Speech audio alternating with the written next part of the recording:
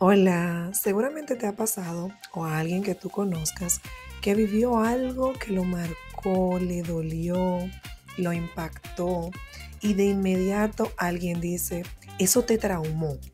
O uno mismo lo piensa porque vio un post en Instagram que hablaba de diferentes traumas. Hoy, con tanta información en redes sociales, en Google, es muy fácil que nosotros nos autodiagnostiquemos o le pongamos etiqueta que no siempre son reales a muchas personas o a nosotros mismos.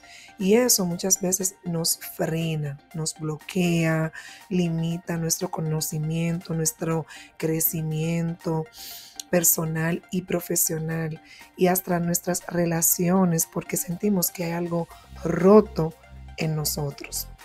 Quiero dejarte algo muy claro. No todo lo que duele es un trauma.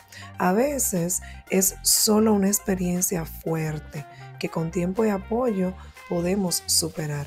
Pero cuando sí es un trauma, necesitamos entenderlo y trabajarlo para poder sanar.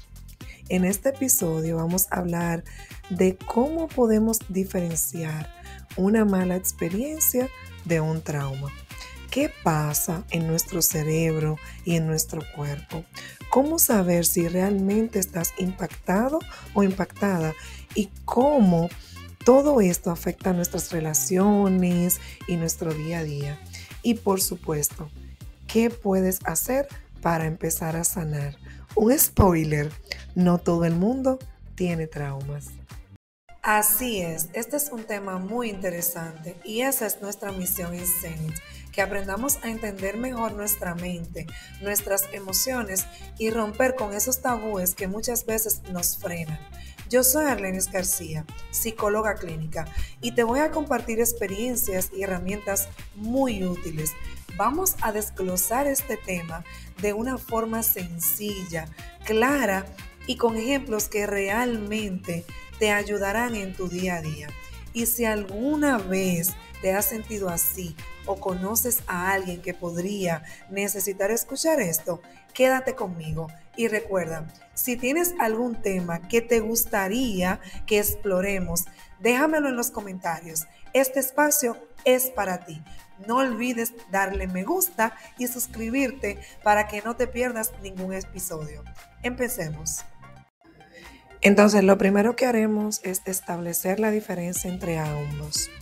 Un trauma emocional es como una herida psicológica que no cicatriza sola. Es cuando lo que vivimos sobrepasa nuestra capacidad emocional y mental para procesarlo. Ahora, una mala experiencia es un evento doloroso o impactante, pero que con el tiempo y apoyo podemos procesar sin que nos deje una herida abierta. Cuando una persona sufre un trauma, la amígdala, que es la parte del cerebro que detecta el peligro y activa nuestras alarmas, queda hiperactiva, como si el peligro nunca terminara. Y por otro lado, el hipocampo, que se encarga de organizar y almacenar nuestros recuerdos, no logra integrar bien lo que pasó y por eso los recuerdos traumáticos aparecen fragmentados o como flashbacks. Además, los niveles altos de cortisol, que es la hormona del estrés que prepara el cuerpo para reaccionar ante cualquier tipo de amenaza, se mantienen elevados, generando insomnio, ansiedad y hasta problemas físicos como son dolores crónicos o problemas digestivos. Y cuando esto se prolonga, la serotonina y la dopamina, que son neurotransmisores que regulan nuestro estado de ánimo y nuestra motivación, disminuyen, lo que nos hace sentir desmotivados y emocionalmente apagados. Yo te puedo poner un ejemplo de cuando esto pasa.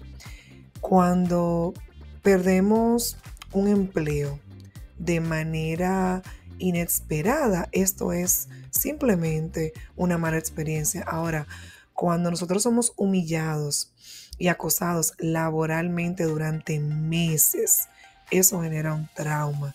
El cerebro se queda en alerta y el cuerpo actúa como si la amenaza siguiera viva, aunque no esté ocurriendo en el momento.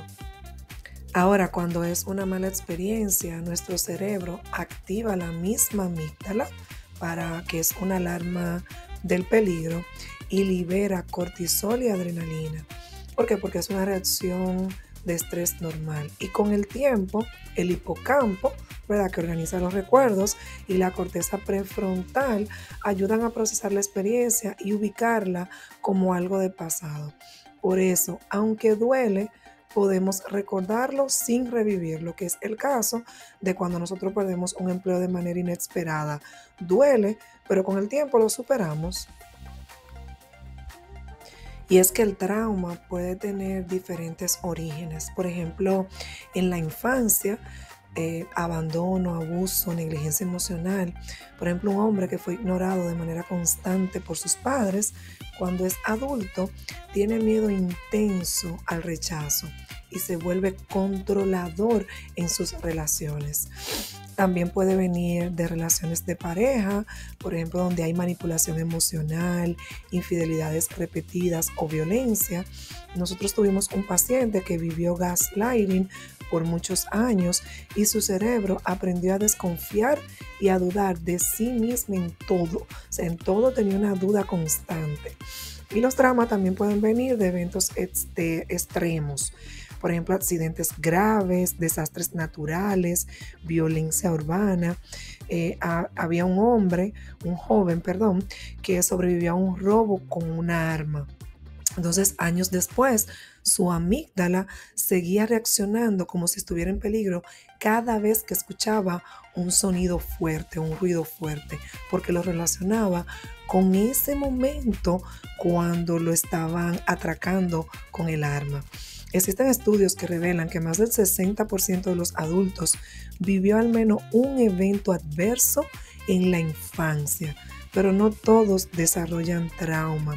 La diferencia la hace el tipo de apoyo emocional y las herramientas que se utilicen para afrontar lo sucedido.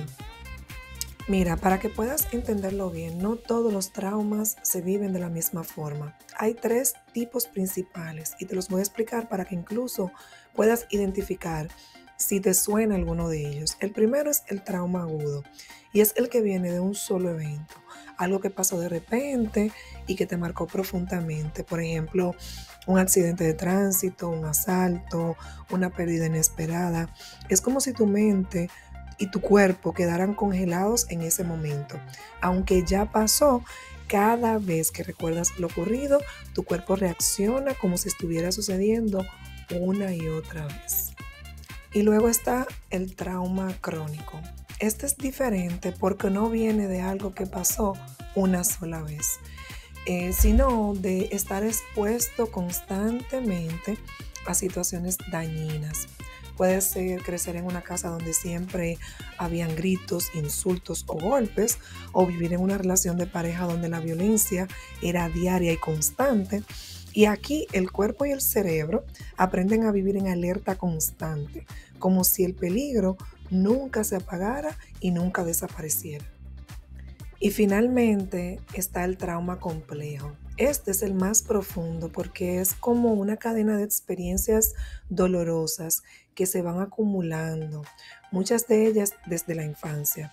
No es solo un evento ni una sola etapa, sino una combinación de cosas que afectan la forma en la que la persona ve el mundo, o cómo confías, cómo amas y cómo te relacionas. Es cuando dices, yo no sé por qué soy así, pero siempre termino repitiendo los mismos patrones o sintiendo que nadie es seguro, que no me siento segura con ninguna persona o en ningún lugar. Lo importante es que si te identificas con alguno de estos, no te asustes, pero sí reconozcas que son heridas que necesitan atención para poder sanarlas.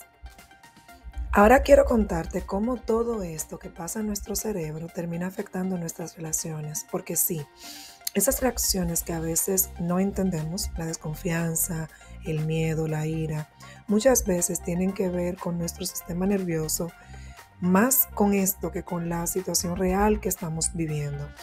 Por ejemplo, cuando vivimos un trauma, la amígdala, esa parte del cerebro que se encarga de detectar el peligro, puede quedarse hiperactiva, funcionando como si el peligro nunca se fuera. Es como tener una alarma sonando todo el tiempo, incluso cuando todo ya está en calma. Y el impacto que esto le hace a la relación con la pareja. ¿Qué pasa con esto? Que podemos empezar a vivir en modo peligro dentro de la relación, desconfiando, reaccionando de forma exagerada o queriendo controlar cada movimiento de nuestra pareja, aunque no haya señales reales de amenaza. Por ejemplo, un hombre que fue traicionado en el pasado siente que si no revisa el celular de su pareja a cada rato, algo malo va a pasar y él no se va a dar cuenta. Entonces, cada vez que su pareja se ríe con alguien, su cerebro empieza a liberar cortisol, que es la hormona del estrés, como si de verdad estuviera en peligro, aunque no haya ninguna evidencia. Y eso poco a poco va desgastando la relación. Y en la relación con nuestros hijos, aquí es donde se vuelve aún más delicado. Cuando vivimos con altos niveles de estrés o alerta por experiencias pasadas, nuestro sistema nervioso no solo afecta cómo nos sentimos, sino también lo que transmitimos. Los niños no solo escuchan lo que decimos, también aprenden cómo nos movemos en el mundo. Si papá o mamá viven siempre tensos, sobreprotectores o ven peligro en todas partes, los hijos aprenden lo mismo, que el mundo es un lugar peligroso o que mostrar emociones es inseguro. Un ejemplo es una madre que sufrió abuso en la infancia, vive con miedo constante y cada vez que su hijo quiere salir a jugar, su madre activa la alerta, su cuerpo reacciona como si algo malo fuera a pasar y ¿qué hace? Termina transmitiéndole esa ansiedad al niño. Sin querer, le enseña a tener miedo del mundo y de todas las personas. En fin, impacta nuestra relación con todo el mundo, con todas las personas, familiares, compañeros de trabajos, amigos, porque si estamos en alerta constante y no confiamos, esto no nos permite tener relaciones sanas, disfrutar de los momentos, porque siempre tenemos un miedo activo y nuestra amígdala está súper activa y no nos permite disfrutar de una manera sana. Por eso es que necesitamos aprender a gestionar este sentimiento. Algo muy importante. ¿Cómo podemos darnos cuenta si una persona o incluso nosotros mismos estamos cargando con un trauma? Quiero aclararte algo primero. Esto no es para etiquetar ni para andar diagnosticando a nadie. Es simplemente para que sepamos reconocer señales y podamos acompañar o invitar a esa persona a buscar ayuda profesional si lo necesita. Hay varias cosas a las que puedes prestar atención. Tenemos las reacciones desproporcionadas ante situaciones pequeñas. Por ejemplo, alguien explota de ira o entra en pánico por algo que obviamente parece mínimo, como un comentario o una broma. No es que esa persona sea exagerada, es que su sistema nervioso está interpretando esa situación como si fuera una amenaza real, porque lo recuerda inconscientemente a algo que vivió. También tenemos evitación constante. Si ves a alguien evitar lugares, personas, conversaciones o actividades que antes le gustaban porque le genera miedo, ansiedad o angustia, puede ser una señal de que algo está por ahí sin procesar. También tenemos cambios marcados en el estado de ánimo o el comportamiento de una persona. Personas que antes eran sociables y ahora se aíslan, o que antes eran tranquilas y ahora están irritables o ansiosas todo el tiempo. También tenemos, por ejemplo, personas que tienen muchos problemas físicos sin explicación clara, así sean dolores de cabeza, problemas digestivos, insomnio, que aparecen o empeoran después de un evento difícil. Esto pasa porque el cuerpo guarda el impacto emocional y las hormonas del estrés, como es el cortisol, se mantienen elevadas por mucho tiempo y empiezan a generar estos problemas físicos.